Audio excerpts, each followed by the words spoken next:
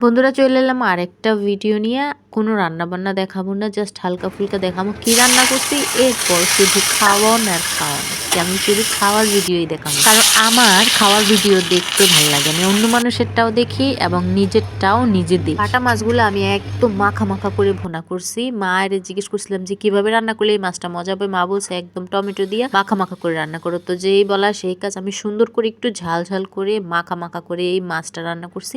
আর পটল ছোট ছোট করে কেটে পেঁয়াজ কাঁচামরিচ এগুলো দিয়ে একদম ভাজা ভাজা করছি। এরকম করে আমি আগে কোনোদিন পটল ভাজা করে নাই, তো আজকে খাইয়ে দেখলাম এটাই মজা। এই ভাজাটা অনেক মজা লাগছে নর্মাল পটল ভাজার চাইতে। পটল ভাজা কাম ভাজি ভাজি টাইপের হয়েছে। আমি কিন্তু এই প্লেটে মোটেও খাই না, আমি খাই বলে বেশিরভাগ। আর আমার ছোট্ট ছোট্ট প্লেট আছে দুইটা, আমি ওই ছোট প্লেটে খাই। তো ভিডিও করতেছে, ভিডিওতে দেখা যাওয়ার সুবিধার্থে এই প্লেটে খাওয়ান। এই প্লেটে খাইলে কিন্তু মজাই লাগে, অন্যরকম একটা ফিলিংস আসে, নিজের একটু বড়লোক মনে হয়। পটল ভাজাটা দিয়ে আমি কি মজা করে যে খাইতেছি, অনেক মজা হয়েছে। এরপরে খাওয়ার পালা মাছটা দিয়া। নেহাত মোবাইলের ক্যামেরার কোয়ালিটি ভালো না নিলে সবারই কিন্তু লোভ লেগে যেত, যে সুন্দর যে মজা করে আমি খাই।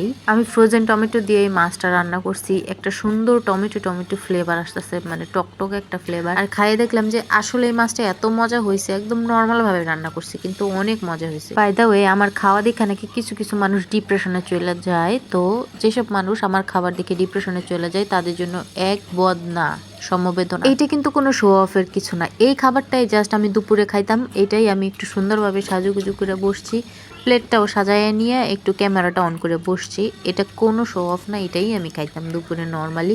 ক্যামেরার পিছনে হলেও এটাই খাইতাম। তো সবাই ভালো থাকো, সুস্থ থাকো, হেলদি থাকো, ভালো ভালো খাবার খাও এবং দেখা হবে পরের ভিডিওতে। Tata, bye bye.